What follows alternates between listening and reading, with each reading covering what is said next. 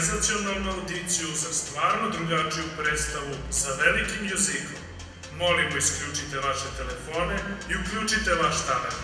Počinjemo za 3, 2, 1. Čekajte, ne možemo još da počnemo. Prvo, moramo da se vratimo nekoliko dana unazad, da proverimo kako su se savremeni gimnazijalci pripremali za 4. autorsku predstavu, za najizazovniji projekat do sada. Usput, i da saznamo kakva priča se krije iza naslova S-Faktor. Mi smo ovde došli da posmatramo deo izraza nečeg individualnog, originalnog i neponovljivog umetničkog činjenja. Predstava je S-Faktor, tu ima puno audicija koje neke prolaze dobro, neke loše. Prošli smo puno puta kroz ovo, imali smo dosta proba, mislim da će veoma iznenaditi publiku, profesore, roditelje i goste. Ja ću biti stidljiva pevačica i ujedno imam još dosta glumačkih delova, ali moj glavni deo, da kažem, pevanje. Trebalo je da savladam i neke plesačke i glumačke delove, tako da super, bilo je jako zanimljivo na probama, družili smo se i super sam savladala. Zašto se raspravljate? Ovo je ozbiljna stvar. Ajde pođite svi ovdje, molim vas. Vidjet ćete mi ko je pa ih odrate! Probe su bile jako česte i dosta smo vežbali, tako da ja mislim da ćemo super biti sutra. Ja sam jako uverena da će to biti odlično, čak i najbolje predstava do sada. Naravno, sutra izlazimo na scenu, mislim da su svi veoma uzbuđeni, ali verovatno i nervozni, neki se plaše da će da pogreše, neki se opet plaše da će da padnu, da će nešto loše da se desi, ali mislim da će sve da bude u redu, ipak treba biti optimista.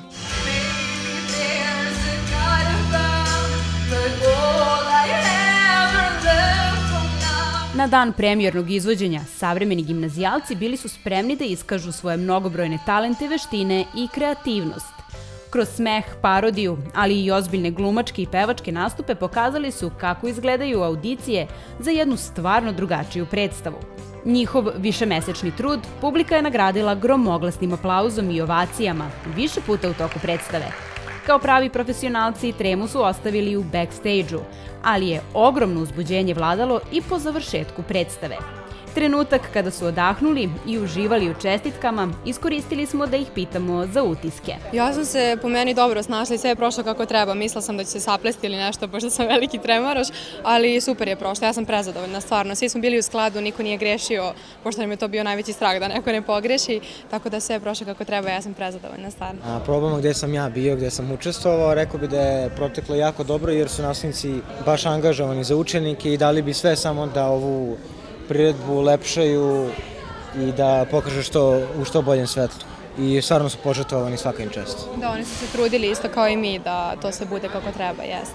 Pogotovo nastavnica srpskog, ona je onako najviše.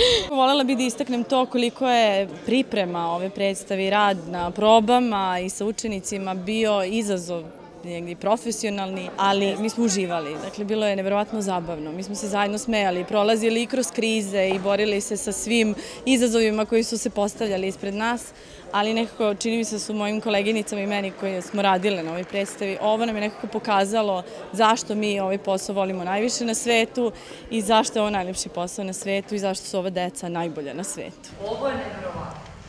Zarađuje se na decu. Pa kakva zarada? Ovo je sve iz ljubavi. O, altruista znači. Moj, zašto me vređate? Pa kakve su to psovke? Jedinstvenom muzičkom spektaklu verovatno najjači pečat dao je bend Savremene gimnazije.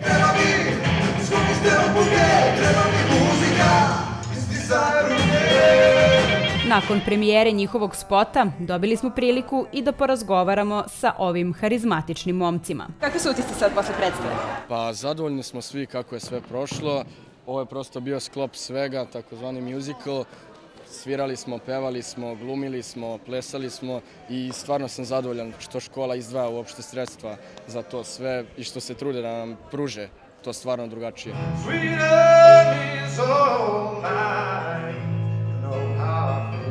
Je li ima nešto što ti ne znaš?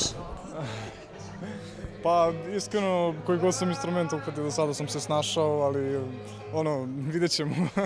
Bend je ponovo nosio ovu predstavu. Recite mi, koliko su bile teške pripreme? Pa nisu bile teške, mi smo to lakše uradili, pošto ipak složni smo zajedno, imamo tu taj neki duh i dobro nam ide. Za kraj ti mi reci, kako si se snašao u onom da ne znaš da pevaš? Bilo je izazov. Bilo je interesantno i drugačije. I kakvi su ti generalno utisci sada, kad si sve završila? Našao sam prijatelje koje nikad neću izgubiti u životu i ne bih menjao ni za što. Znam da ću uvijek ostati u kontaktu s njima, iako sada trebam da idem na fakultet i dalje od savremene gimnazije, ali ovo će mi uvijek ostati u najlepšem pamćenju moguće. Mi nastavljamo u našem ne tako punom sklopu, ali guramo nadalje i trudit ćemo se još više. Pokazali su nam kako se snalaze na pozorišnim daskama, dobro se zabavili i istakli humanitarnu stranu ovog muzičko-plesnog spektakla.